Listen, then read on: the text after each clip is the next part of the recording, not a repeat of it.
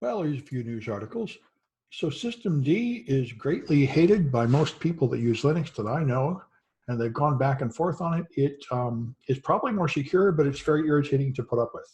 The main thing I notice is all the temp folders. There's a different folder for each app, so you can't send data from one app to another through the temp folder.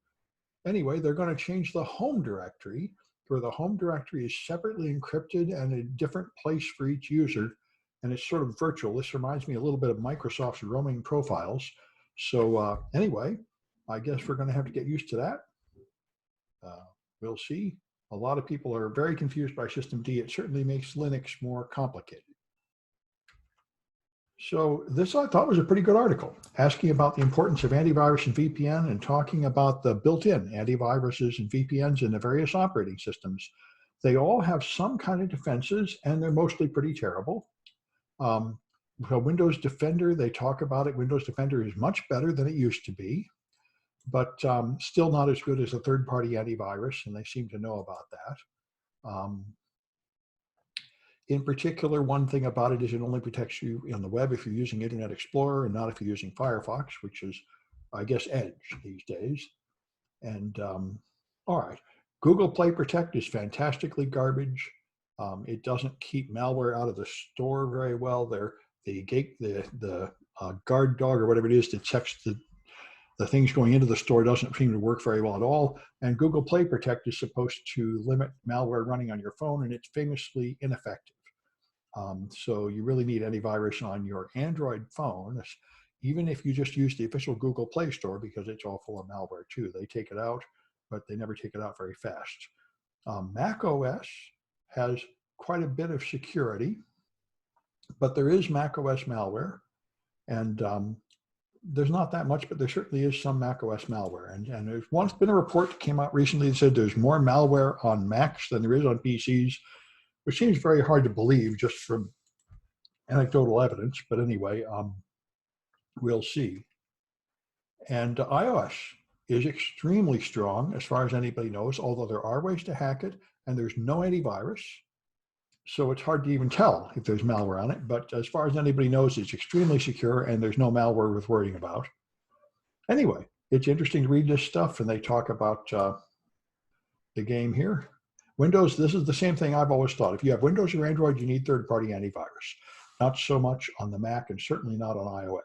But Windows and Android both have vast amounts of spreading malware, and you need powerful protection. So you can get free security training courses from Fortinet. I didn't understand the details of it too much. It sounded like it started with a basic security awareness course and then went on to many more courses about firewalls. Anyway, might be good.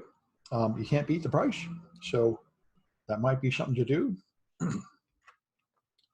So this is a big issue in the tech community and the world.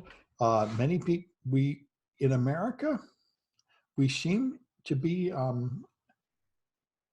deciding to, well, no one knows what's going on at the federal level. It seems like every day Trump changes his mind in a briefing and gives a different story, and nobody knows what he wants or what he's going to want tomorrow. And there doesn't seem to be any guidance that makes any sense. There are some very vague guidances to tell states when to open up, and when states like Georgia completely violate those rules, Trump says that's great, then he says it's terrible, then he says it's great. There isn't any enforcement of the rules, and the rules themselves are extremely vague. Anyway, what real medical scientists have said is that the way to open up your society is to have another layer of defense. And that would be testing and contact tracing, but we are not even at 1/10 of the testing or even I think 1% of the contact tracers we need to do that. So we appear to just be opening our society with no defenses at all to just have another wave of infection, apparently in the belief that just lying about it is enough defense. But anyway, one thing people would like to have is an app on your phone that detects when you've been infected. One problem is if it's not a central database, then it would be really easy to abuse it. For example, you could just claim you'd had a test, claim you were positive, and then wander around, and everybody would be flagged as having been exposed, and that would be a denial of service attack or a troll attack or something, and there are others. And so some companies want to have a central database so they know everything and they can hopefully defend against that. But In order to do that, they have to have third-party apps written that would have to keep waking up your phone every few minutes to send the alert, draining your battery. If you use the built-in Bluetooth in the background, which Apple and Android have built an API for, it doesn't drain the battery as much, but the developer of Bluetooth has come out and said, Bluetooth is useless for this, which is what I wanted. I found out the same thing when I tried to use a Bluetooth device to wake up my computer when I was near it, is that I could be 2 rooms away and it was still connecting with Bluetooth. So Bluetooth, I don't think there's any way to shorten the range of Bluetooth, and Bluetooth has far too big a range. So it's going to be flagging you as having been exposed when somebody was far away and never got close to you. So anyway, it seems like the technical problems are large, and also the political problems and civil problems. And when they interview people, only half the people say they would download this app. They really don't trust the app. They really don't trust the government. And it only works if you get like 90% of people doing it. And a bunch of people don't even have a smartphone anyway, so they couldn't use it even if they wanted to. So it just seems like it's very unclear what you're going to do.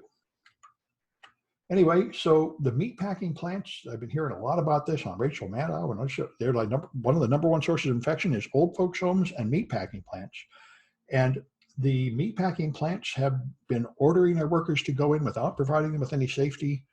And now Trump has ordered that they all have to stay open, and changed all the guidances for safety to just recommendations that they are free to ignore, and promised to indemnify them so workers cannot sue for getting sick for being forced to work under these conditions.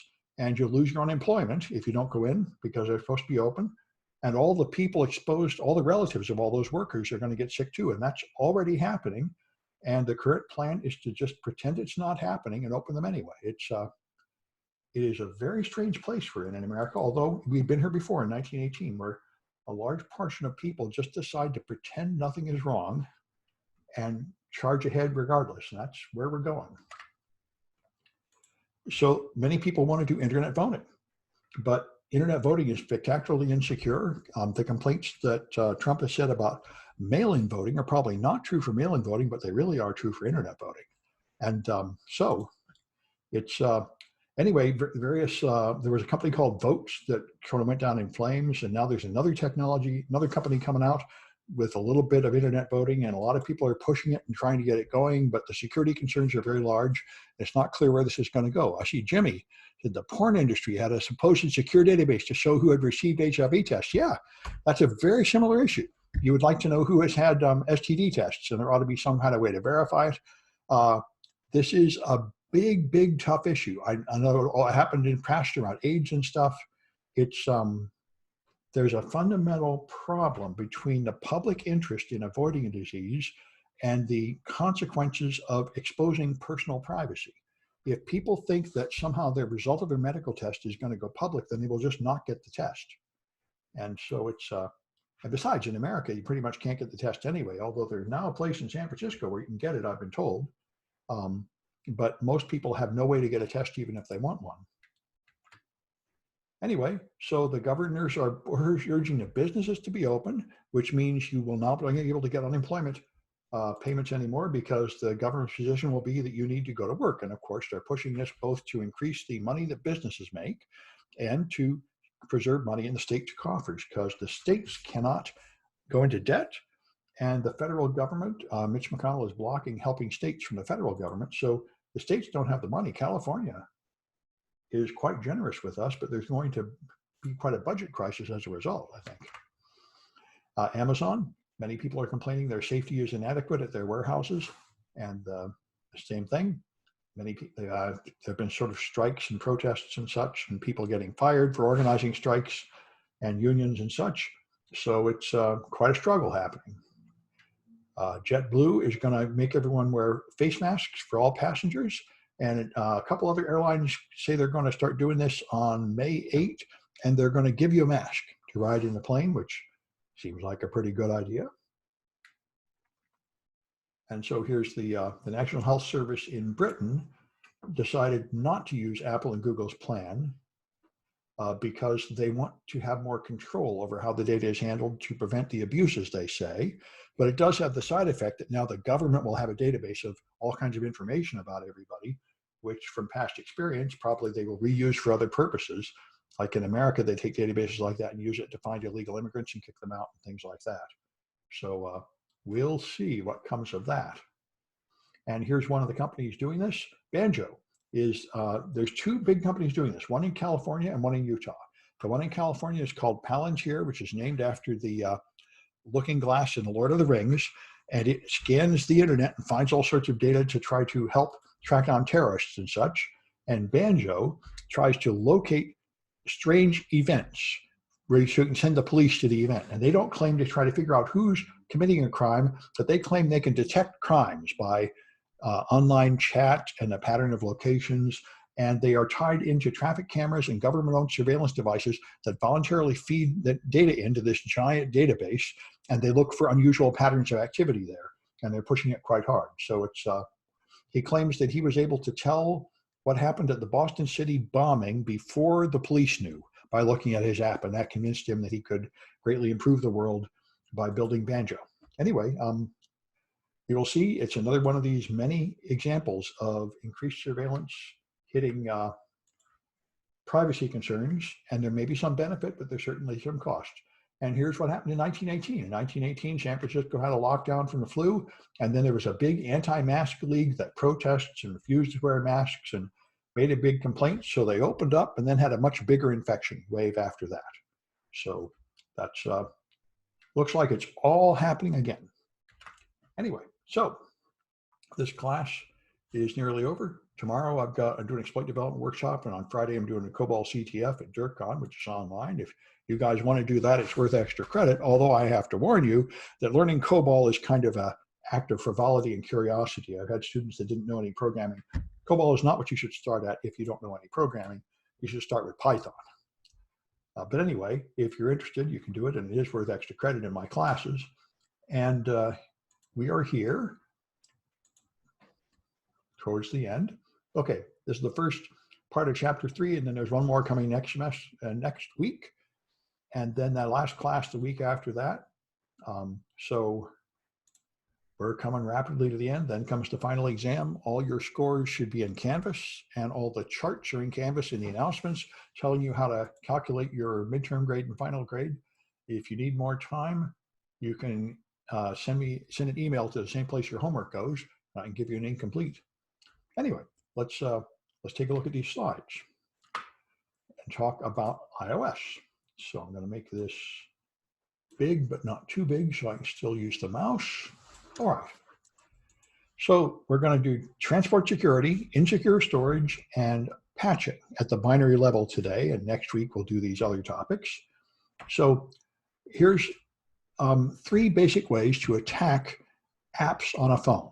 The simplest one, of course, is from the network, hacking a server, sending in data through the internet or through the Wi-Fi or Bluetooth or other ways like that.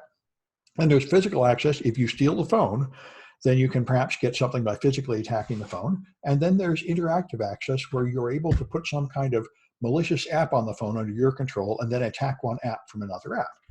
Those are the 3 general categories of attack scenario. So for the network side, the big issue is transport layer security. So you can use unencrypted communication on the phone. As I mentioned in the projects, Apple said years ago they banned this, and it is absolutely not true. There are still current apps that send data over unencrypted HTTP, and that's, of course, a terrible idea. Not only does it mean that any secrets can be sniffed, but it means that you can add extra data to that, and there's no way for the phone to tell, so you can add JavaScript to a web page. So that's why modern browsers will not like you using HTTP at all. They will warn you, saying you shouldn't be going to any website unless it's using HTTPS. Although they don't block the HTTP yet. That may come, but not yet. So you can certainly find the clear text by just looking at the traffic in Wireshark or Burp, and you'll just see it there. Now, TLS is the next step up. SSL is the older system. All versions of SSL are old and obsolete and should no longer be used. And there's various versions of TLS. And there are 3 application programming interface systems that a programmer can use in their app when writing iPhone apps to encrypt the network traffic. The URL loading system is the most common. Then there's the Carbon framework and the Secure Transport API. The URL loading system is the high-level one. There's a high-level one in Windows also, we talk about in the exploit development class, where with just one command, you can download a file, connect to a website, and do obvious high-level things people want to do. And so you make a connection to a URL, open a session, and this is what most everybody uses. It's a simple command that automatically does the common network connections, and it handles all the handshakes and protocol and timing, and you don't have to worry about that, which is normally what people want.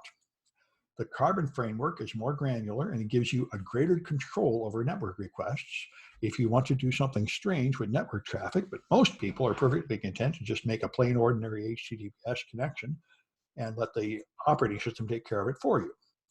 And the Secure Transport API is the lowest level, where you have complete control over the transport, and this means you have to handle everything yourself. This is, makes me think in Windows of what they call raw sockets. I'm not sure if this is exactly identical, but it sounds about the same, where you control the packets one by one, and that's an option, but most people would rather use this through the higher level API that does it, the details for you.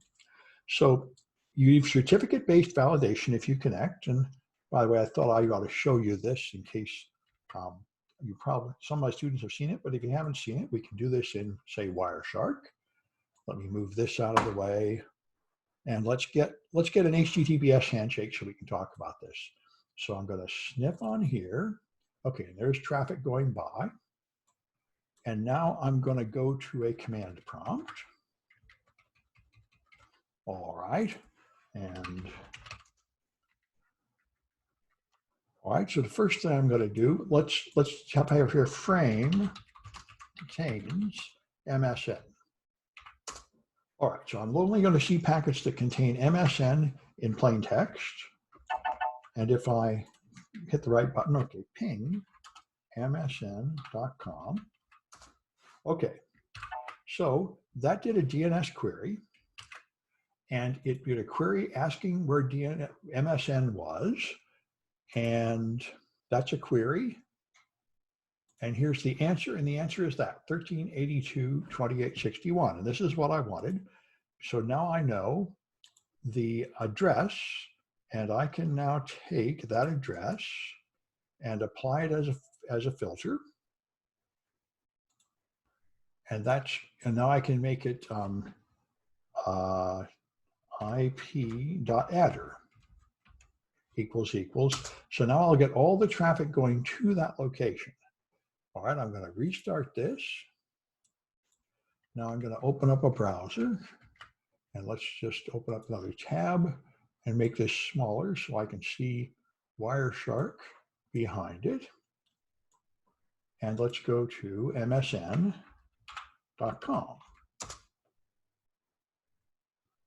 Well, how rude. All right, let's try something simpler. Perhaps Microsoft.com. Somehow I got hosed. I'm going to try one more time and then I'll just skip it. I got some pictures saved in case my demonstration continues to fail. Let me try this again. So I'm sniffing, I think. All right. Now let's go do frame contains Microsoft.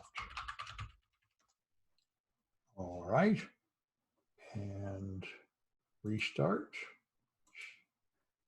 Oh, it wasn't sniffing, that's all. Oh, then I can probably do my previous one. Somehow it wasn't sniffing. Let's go back to here then.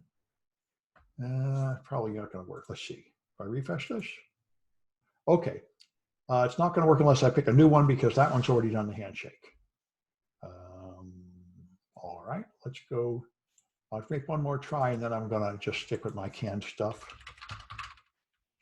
Let's try Apple. I probably can't use Apple.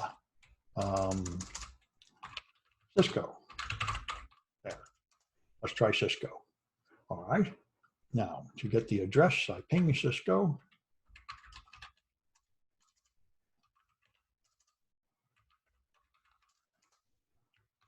Okay, so now I get the address. And there's the address. Come on.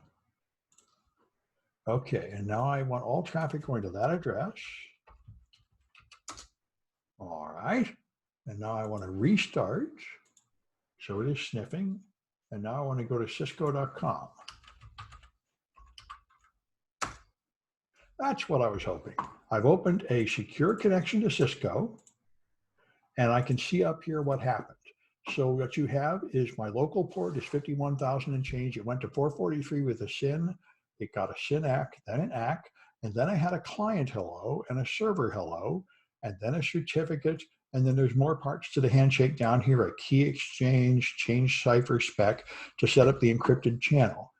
And so that's the complicated 7-stage handshake to set up TLS, and we'll be using this a little later, but that's what has to happen in certificate validation. And one thing that is not shown here is down here someplace it gets the certificate, then it has to send data to a third-party certificate authority to verify that that certificate is valid and it's vouched for by a trusted third party, and then your browser trusts it. So you know who you're talking to, you know a trusted third party verified that you're talking to them, you know that you got an encryption key that only they can open, and then you encrypt all your data and you know that only that one person is getting it. So this is very good. It means sure you know who you're talking to, nobody can read your traffic except the intended destination, and nobody can modify it.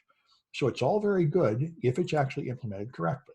And it depends on everything being set up correctly, and it relies on these trusted certificate authorities, which are built into your browser, that you trust to never lie and to never get hacked, and so on. And as long as all that is true, then you have very high degree of confidence that your data is being securely sent to the company you intended to send it to and not to anybody else. However, your app can choose to turn off some of these protections, and it does. So you can use this thing called receive authentication challenge. You can modify this message, this method, in one of the frameworks. And in the Carbon framework, you can set this thing validate certificate chain to false, so it doesn't bother to validate the chain of certificates, and that will allow you to have a self-signed certificate where it has an encryption key, but it is not vouched for by a trusted third party, and you can configure your app to allow that. In the Secure Transport API, there's a session called break on server auth, and you can disable this, so it will not validate the certificate at all. Now, you might put in your own certificate validation routine, like look for a particular key that you know, that's called certificate pinning, but the operating system defenses can be turned off. So here's many things can be wrong with certificates. It can be self-signed, which means it is not signed by any trusted third party at all. It can be expired. It can have a host name different than the URL in the address bar, so it's not really for that site. You can have an expired root certificate authority where it was once signed by a trusted certificate authority, but the root has changed and it's using an old authority there. Or you can allow any root certificate, which means it doesn't have to be a trusted root. These are various things that can go wrong. So you can test it dynamically the way we did. This is the simplest way to test. You can look for those things in the code if you have access to the code, or you can just do it dynamically like we did in the project. You set a proxy in the Android operating system, although you can do it on iOS too, of course. And then you go to the site and you'll see this connection here. All right, just a little showed by being an Android picture and what ought to be an iOS, but anyway, so you'll get a warning in your browser telling you the site is not secure, and that tells you that you have successfully run it through Burp and you did not install the Burp trusted certificate, so all apps should fail. Where can we view and examine search on an app? Well, I know in Android, it's in that meta inf folder. In iOS apps, I've just grepped for them. I'm not quite sure what file it's in. It's a good question. I don't quite know where it is. Probably stored in some well-known location, but I do not know what it is. So Apple had a serious bug, which was pretty entertaining in 2014, called the Goto Fail, I think. And that was it here. Apple, this was part of Apple's verify, part of the SSL verification routine, and it checked something about the SHA-1 hash and another thing about the SHA-1 hash, but it had a second go-to here. So this one condition was tested, this condition was tested, and then this goto was executed unconditionally, so the further tests were never performed, and it would just accept every certificate. So that was the consequence of this, was that signature verification would never fail. And so that was pretty gruesome. Anyway, that's been patched several years ago, but these kind of things tend to happen. So there's other things that can go wrong. If you're using the high-level URL loading API, then this process is automatic and you cannot turn off some of the more exotic options, which is good. But if you're using these other ones, you can have the opportunity to control the connection more, and that gives you a chance to make worse mistakes. So in the low-level APIs, you can modify the protocol version. I don't know why, but you can specify to use an old protocol version. Now, the only reason I can think you do this is you have a server that's using an old version and you don't want to update your server or something. You want to force your app to use the old version. Although normally the automatic negotiation would settle that. But anyway, you can tell it to use SSL v2 or v3 or TLS v1, which are all old and vulnerable services that shouldn't be used. You can also set it to automatically negotiate, and that permits an attacker to force it to negotiate to an old vulnerable version. So these are settings to be avoided. And in the other API, there are similar settings. You can specify old vulnerable versions, or you can specify a negotiation setting that enables it to choose an old vulnerable version. What's preferred is to force it to use a modern version. And at the time your book was written, TLS 1.2 was, I think, the most recent. Now I think it's 1.3, but 1.2 and 1.3 are both pretty good. All right. And so for Cipher Suite negotiations, the next one, and that's what I thought I would show you in this live capture. So the client hello is right here. And if you look at transport layer security, then you've got Cipher Suites here. So my browser can speak all these encryption languages. And this is Diffie-Hellman Exchange, RSA, looks pretty good. Cha-Cha is very good. These are all modern strong ones, I think. Triple Des, I don't see any old horrible ones here. But if I was using an old browser, it would be offering to speak really old encryption routines, or maybe even export grade encryption routines from the late 90s with 40-bit keys and stuff. And then if my server chose one of those, we would use this insecure encryption routine. So there are many different Cipher suites. And of course, usually you want the newest and best, and the old ones frequently become insecure and non-recommended after a while. So your developer can in fact specify a suite here if they want to, and force you to use an old one like RC4 with MD5, which are both bad encryption routines that people shouldn't be using anymore. You can hard code that in your app. I don't know why. And if you do, your app will keep trying to use that old version. So that's a mistake you can make. All right. Anyway, if you want to test your app by intercepting the encrypted communication, which we've done, then you have to install the certificate on the phone, which you do by installing a profile. And then you're telling your phone to trust it. And you should be able to communicate with HTTPS. Now, if you want, some apps, however, have certificate pinning, where even if the operating system accepts the TLS connection, the app will not accept it, even if the operating system has been told to trust it, because the app has a different test in addition or replacing the operating system test, where it has information about the certificate. It could have the key hard-coded in the app. That turned out to be hard to maintain. What most people recommend is it should have the identity of the certificate authority in there. Make sure it's signed by the expected certificate authority. But anyway, if the app does that, you have to bypass that. So there are substrate tweaks on a jailbroken iPhone. You can run these products and they will capture the routines that are being used by the apps and try to disable SSL validation. I haven't got them in the hands-on projects. We didn't get that far this semester, but it certainly would be good to play with these and see how well they work.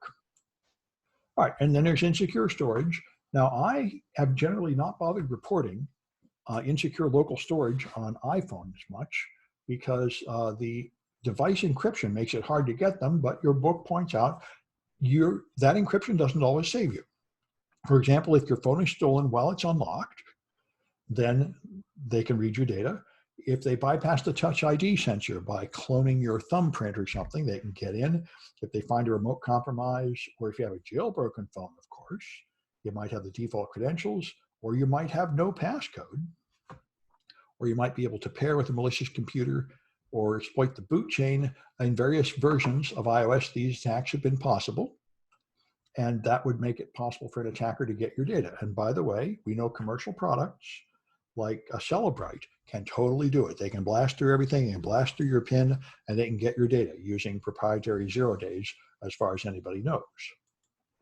So your app really shouldn't be storing data on the phone and then trusting that data to be safe. So the simplest thing is just store the data in plain text, in which case any of those attacks will get it. Or you can use custom encryption with an insecure key, the way a lot of these Android apps did. Or you can store them at the wrong data protection class, where you attempt to use the integrated encryption, but you use it unwisely. Or iOS might cache things without your app knowing about it that causes an insecure storage. And we've certainly seen all those things happen in various apps. And we're going to talk about the data protection class here following your book. From last week, we talked about this. You have various encryption keys on your device, and there are various encryption classes. There's no protection here, where once the device is started, everybody can see the data. Then there's one that is encrypted until first user authentication. So if you have just rebooted the phone, it's encrypted. But if you put in the PIN and open it once, and then it goes to sleep, it's not encrypted because of the first authentication. And complete protection means it's encrypted except when you put in the PIN and it's active. And when it goes to sleep, it's encrypted again. So that's the option. So no protection is obviously unsuitable for passwords and sensitive data. And complete until first user authentication is also not a good idea. Both of these mean that someone could could grab your phone and probably access that data. So if you want to identify these classes, one thing you can do is back up the phone with iTunes or whatever. There's some new replacement now. And then you can use this iOS data protection viewer, and it will show you the level of protection. This one's complete protection for this item in that app. And that's one way for backupable data. For keychain items, the keychain is the secure storage location, and each individual item also has its layer of protection. So you can use keychain dump to dump the keychain, and it will show you the protection class.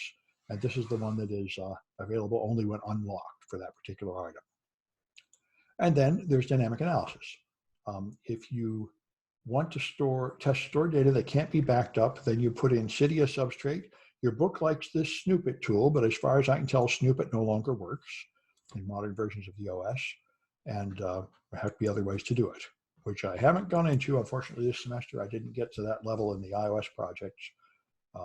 It'll probably be another semester before I get deeper into iOS. We've gotten further than we ever have before, but not as far as I wanted to go. And then there's Hopper. The iOS applications are like Windows or Linux compiled applications. They're compiled down to assembly language, really to machine code, which you can view as assembly language. It is ARM assembly language, and you have to modify it with the binary reverse engineering tools. Hopper is one of the tools, Ghidra is another. So you have to get the binary. The binaries are encrypted in the App Store, but if you put it on the device and have a jailbroken phone, you can use dump IPA, and you can see the apps on the phone. And in the project, we did this Ringdoll EMS, and you can then use dump IPA to make a copy of the unencrypted app from the phone. And what you're getting is the decrypted binary. It is not source code. It is not Smalley code. It is a binary like a Windows executable, but at least it's not encrypted anymore.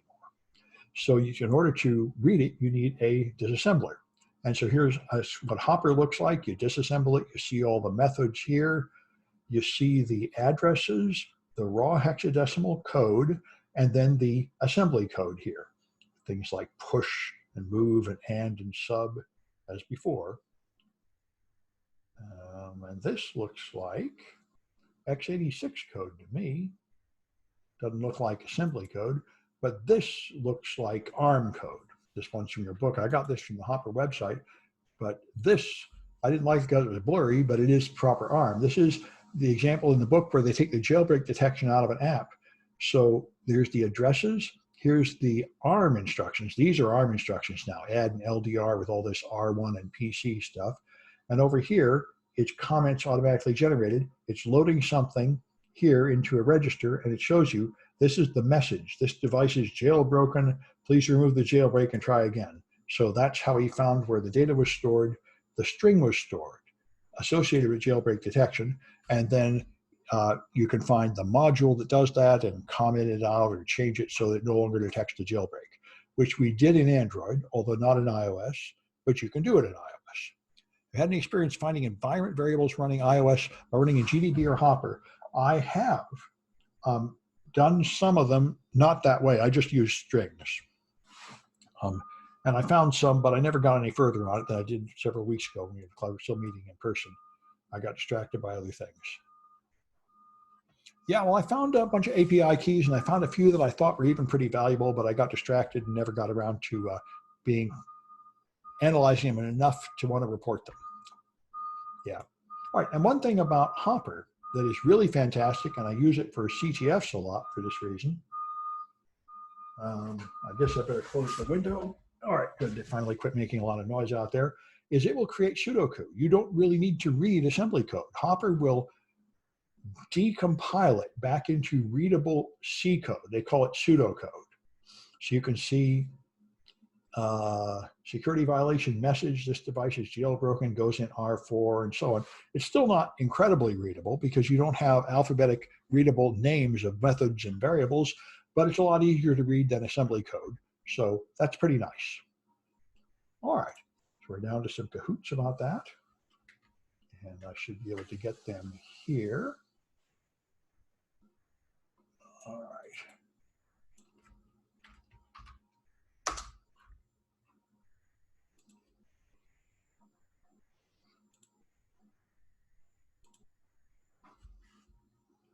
Yes. Okay, good.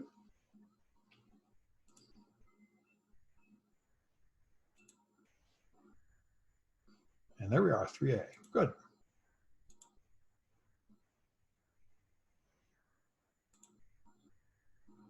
And I should have a place to put the winners, and I do.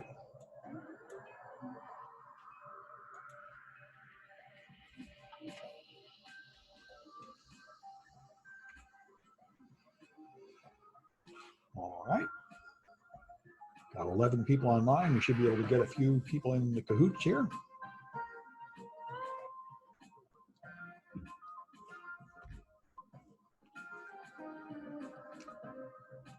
I should find my black hat. My white hat has strange effects.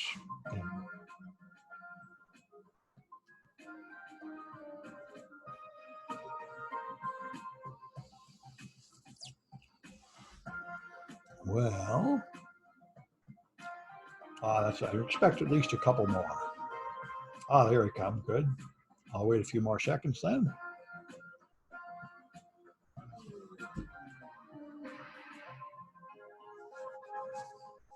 All right, 5 more seconds. Where's the slides for chapter 3B? I have not written them yet. I won't have them written until next week.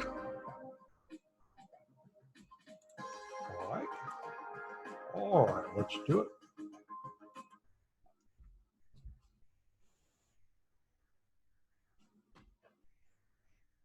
All right, so which scenario might use malware in the App Store?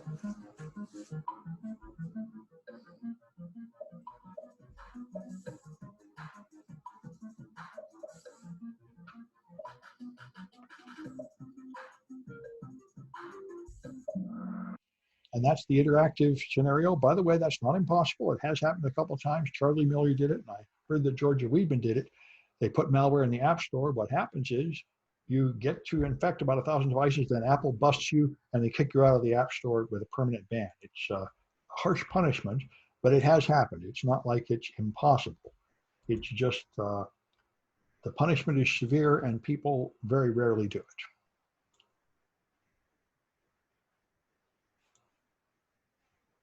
All right, which implementation is most commonly used?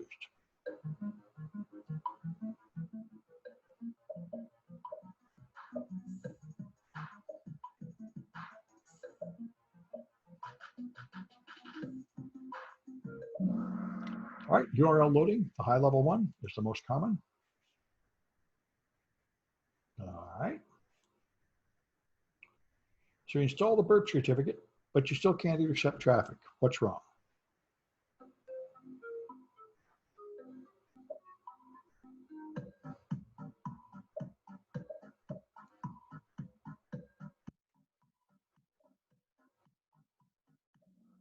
That's it. Certificate pinning is likely what causes that problem. All right, how can you get using data from a stolen phone?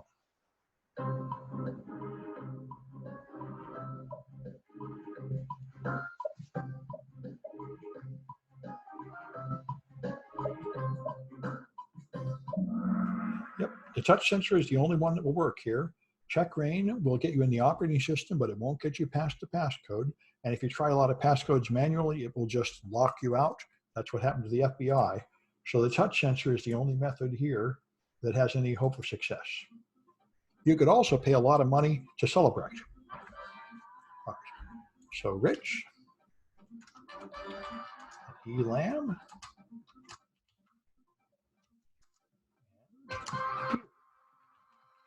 all right, so I got the winners. And all right, I'm gonna stop recording then.